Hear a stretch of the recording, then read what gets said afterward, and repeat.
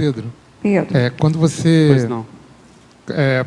Na prática, na clínica médica, então, você começa a fazer uma análise da pessoa, ali está fazendo um exame radiológico, por exemplo, mas você vê que o diagnóstico médico vai ser simplista, vamos dizer assim, que você poderia ajudar mais a pessoa, e a pessoa não é da CCCI. Tem alguma maneira que você faz para que você chegue às perguntas para tentar ajudar essa pessoa, assim, discretamente, de uma maneira que ela não perceba? Ou como você age numa situação assim? Você está vendo que você pode ajudar de uma maneira mais profunda e...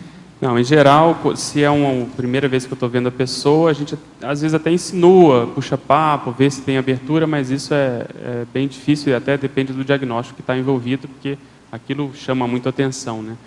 Mas, em geral, o que tem acontecido comigo é que essas pessoas, elas voltam ou depois da cirurgia, ou depois do tratamento, ou para acompanhar o tratamento, como ele está indo, principalmente pessoas que têm câncer. Então, ali você começa a ver que a coisa está mais fria. Então, aquele diagnóstico, que às vezes é impactante, ele já acalmou, a pessoa já aceitou, já passou por aquelas fases difíceis de lidar com a doença, negação e tal. Ela já está mais tranquila, e aí, nesse momento, é que eu sinto mais ambiente, às vezes até percebo um parador, acontece alguma coisa, a pessoa pergunta espontaneamente, e aí a gente tem condições de, pelo menos, aprofundar um pouco mais essa visão.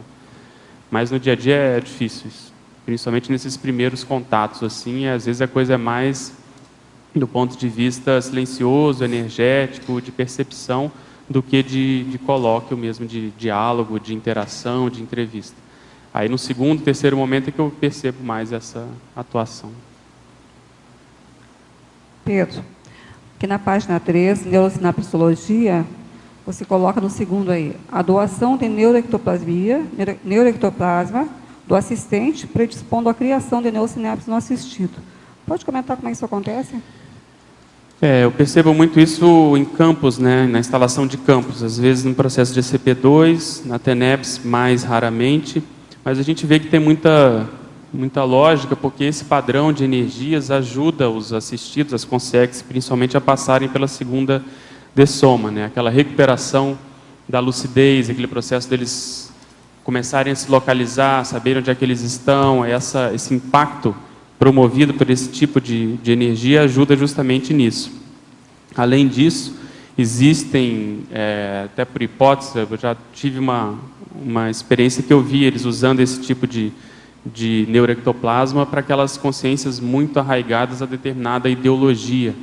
Então, um processo religioso, lá no caso, muito, vamos dizer, profundo, e eles estavam tentando justamente, como se fosse uma higienização, né, uma parasepsia da sinapse para a pessoa para isso poder ajudar a elas a pensar diferente, a ter uma renovação mesmo, uma renovação intraconsciencial, do ponto de vista do paracérebro.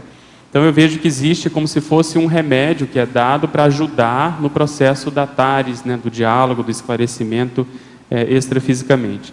E intrafisicamente também, eu acho que isso, quando se trabalha com arco voltaico, e se tem essa doação mais ostensiva de neuroectoplasma, isso acaba ajudando também a recomposição das sinapses físicas. Então, às vezes, a pessoa que doou sente que ela, como se ela tivesse emburrecido um pouco, você tem a sensação que você fica um pouco aéreo, você tem necessidade de descansar, de comer mais, e aquela pessoa sente que ela está pensando mais rápido, diferente, mais profundo, fazendo ou tendo uma elaboração mental diferente do que ela vinha apresentando até então.